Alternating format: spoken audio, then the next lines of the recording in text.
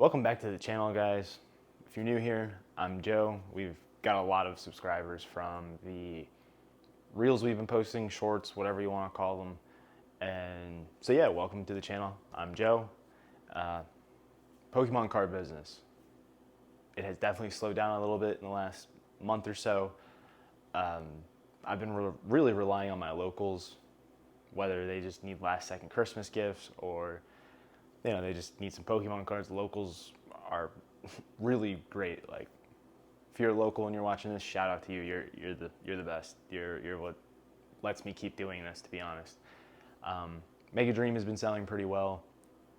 English, I'm pretty much all sold out of all of my English stuff, at least the ultra modern sets and stuff like that.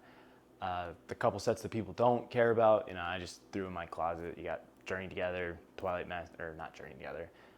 Masquerade, and Surging Sparks. Just kind of threw them in my closet. Same thing with, stuff like this. That I'm keeping that for investments. I'm just throwing that in the closet. I'm not really wasting my time trying to throw it on the website and, break even or lose money or make $5. At that point, it's just not worth the time. I would rather, if I can sell the Japanese stuff, I'll sell the Japanese. If it doesn't sell, that's fine too, I'll just throw it in the closet, and when it goes out of print, pretty much all of the Japanese sets are over $100 once they go out of print. So, I'll just sell them when they're out of print. Nobody really cared about Starburst up until a little while ago, Same with 151 could have been had for $50, and then nobody wanted it, and now it's up to 180 and everybody wants it, but I'm like, oh, it's too expensive. Well, you see, so I'll just throw it in my closet and no big deal.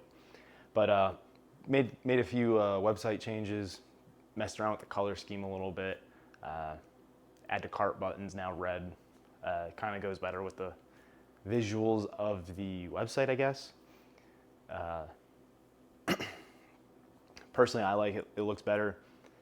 And the whole black and red was kind of to go after Team Rocket a little bit as like the color scheme. I thought that would have been cool. So definitely changing the color of that. I'm ashamed it took me this long to get to that point and actually change that stuff. And then we also added it said a buy now button, but it's really like, hey, click your payment option here. And I don't really know how it works. So if anybody uses that, let me know below. I definitely don't have all of the payment options available. I think one of them was like Venmo, but nobody's ever paid with Venmo, and I don't even think I allow that. But there's definitely like PayPal, I think Google Pay and Apple Pay. I think I might have had somebody pay with Apple Pay, but maybe it was Google Pay. I've only had one person pay with one of those two. A lot of people pay with credit card or PayPal, and PayPal is an option. So definitely, faster checkouts that way. If you just want to grab a box or two, you can just do it right there. A lot faster. Inventory tracking. I don't know why I didn't do that to begin with, but now if it's under 10 products or something like that available, it will say like, oh, there's only 3 left. And then, if you want the last 3, just buy the last 3. It's kind of telling you, hey, we're running low on this. If you're interested, you can buy, the rest of it. And I would be very grateful if you did. And let's be real, my girlfriend would be really grateful if you did. Yeah, she definitely says I need to sell more stuff and clear some space out. So that's another story. That's another YouTube video. Outside of that, what am I buying? I'm really just buying Japanese Pokemon to put on the website or sell locally. And if I need to, average down on some stuff, or I'm starting to run out of stock, I'll get another order. Like, that's really it.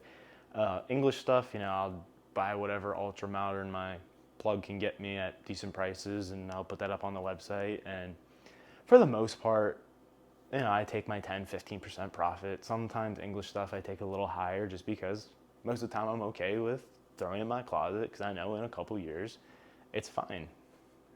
And I'm kind of seeing a lot of other stores take that same approach.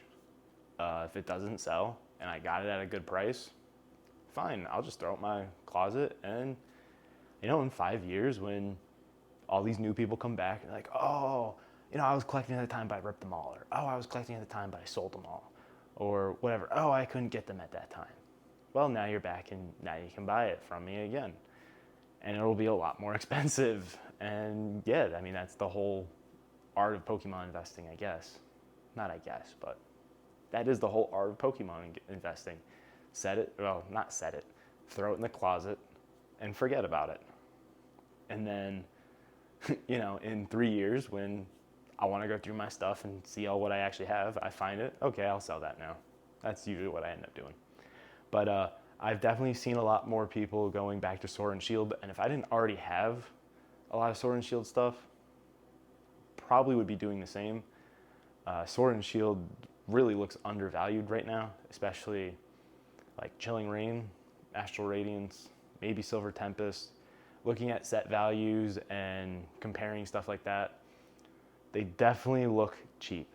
And remember, there was a time where Sun and Moon was very undervalued, and this is looking very, very closely to what Sun and Moon looked like, I guess, 4 years ago or so, and now Sun and Moon blew up. So I'm pretty much expecting the exact same thing is going to happen with Sword and Shield.